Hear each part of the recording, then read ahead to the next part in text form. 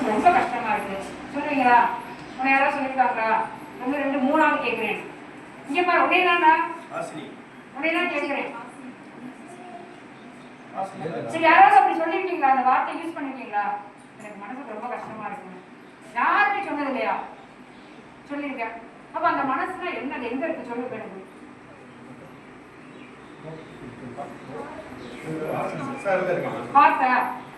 ஹார்ட்டுக்குள்ளே ஹார்ட்டுக்கு வேற வேலையே இல்லையா? ரத்தம் தானே அங்க இருக்கும். அங்க வந்து அது பம்பிங் ஒர்க் தானே பண்ணும்.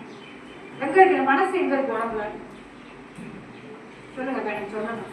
மனசு இருக்கானா உடம்புல? ஒரு இடத்துல இருக்கா? இருக்கான்னு சந்தேகம் வந்துருச்சு. இருக்கா இல்லையா?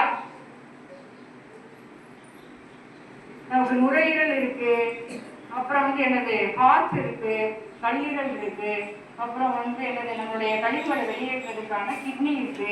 ஆனா இந்த மனசு எங்க இருக்கு? இருக்கா இல்லையா? அதையா சொல்லுங்க. நீங்க சொன்னதான் அடுத்து போவேணும். சொல்றாங்க இருக்கா இல்லையா? இல்ல அப்புறம் எப்படி மனசு கஷ்டமா இருக்குன்னு ஏன் சொல்றோம்? எதை வச்சு சொல்றோம்? நீ சொல்லிருக்கியா எனக்காவது? ஃப்ரெண்ட்ஸ் ஏதாவது திட்டி விட்டு அடிச்சு விட்டு அம்மா ஏதாவது சொன்னாலும் சொல்லுவியா? சொல்லி நீ யூஸ் பண்ணிருக்கியா இல்லையா? அப்ப அது எங்க இருக்கு? எதனால அவனுக்கு அந்த எண்ணம் வருது? சொல்லு என்ன?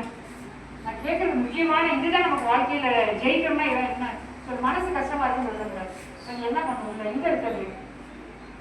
வாயில இருக்கா, தொண்டையில இருக்கா, தலையில இருக்கா?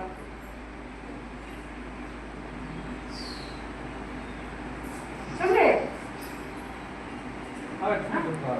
தெரியல. என்னன்னா நம்மளுடைய எண்ணம் தான்.